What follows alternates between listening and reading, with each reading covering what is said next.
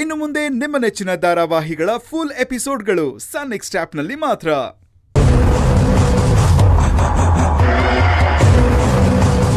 ಇಷ್ಟೊಂದು loop holes ಇರೋ plan ಮಾಡ್ಬಿಟ್ಟು ಪರ್ಫೆಕ್ಟ್ ಪ್ಲಾನ್ ಅತ್ತೆ, ಪರ್ಫೆಕ್ಟ್ ಪ್ಲಾನ್.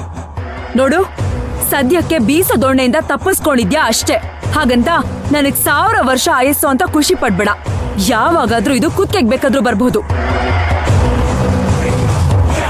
ನೋಡು ನರ್ತನ, ಲೂಪ್ ಹೋಲ್ ಇರೋದು ನನ್ನ ಪ್ಲಾನ್ ಅಲ್ಲ, ಆ ಪುಷ್ಪಕ್ ಮನ್ಸಲ್ಲಿ.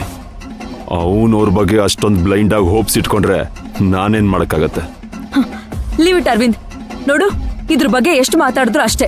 ಸುಮ್ನೆ ಹೋಗು, ಹೋಗ್ ಕೆಲ್ಸ ನೋಡು.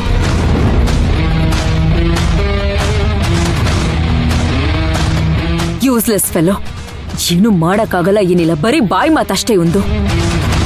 ಮೇಡಮ್, ಪಾಪ ಅರವಿಂದ್ ಸರ್ ಮೇಲೆ ಯಾಕೆ ಮೇಡಮ್ ಕೂಗಾಡ್ತೀರಾ? ಅವ್ರ ಪ್ಲಾನು ಸ್ಲೋ ಪಾಯ್ಸನ್ ಇದ್ದ ಹಾಗೆ, ಅದಕ್ಕೆ ವರ್ಕ್ ಆಗ್ಲಿಲ್ಲ. ಏನ್ ಹಾಗಂದ್ರೆ? ಮೇಡಮ್, ಪುಷ್ಪಕ್ ಸರ್ ಈ ತಕ್ಷಣಕ್ಕೆ ಧ್ರುವ ಮೈನನ್ನ ಕೆಲಸದಿಂದ ಓಡಿಸದೇ ಇರ್ಬೋದು, ಆದ್ರೆ ಅವ್ರ ತಲೆಯಲ್ಲಿ ಒಂದ್ ಹುಳ ಕೊರಿತಾನೆ ಇರತ್ತೆ. ಅರ್ಥ ಆಗ್ಲಿಲ್ಲ, ಸ್ವಲ್ಪ ಬಿಡ್ಸ ಹೇಳಿ. ಮೇಡಮ್, ಯಾರಿಗೆಷ್ಟೇ ನಂಬಿಕೆ ಇದ್ರು ತಾನ್ ಪ್ರೀತಿ ಮಾಡೋ ಹುಡುಗಿ ಇನ್ನೊಬ್ಬ ಹುಡುಗನ್ ಜೊತೆ ಇಡೀ ರಾತ್ರಿ ಮಲಗಿದ್ಲು ಅನ್ನೋದನ್ನ ಯಾವ ಹುಡುಗನು ಸಹಿಸ್ಕೊಳ್ಳೋದಿಲ್ಲ ಮೇಡಮ್. ಆ ತಕ್ಷಣಕ್ಕೆ ಪುಷ್ಪಕ್ ಸರ್ ಏನು ಮಾತಾಡಿರಲ್ಲ, ಆದ್ರೆ ಅವ್ರ ಮನ್ಸು ಖಂಡಿತ ಡಿಸ್ಟರ್ಬ್ ಆಗಿರುತ್ತೆ. ನನ್ ಮಾತ್ ನಂಬಿ ಮೇಡಮ್. ಏನ್ ಪ್ರಯೋಜನ ಬಾಲರಾಜ್?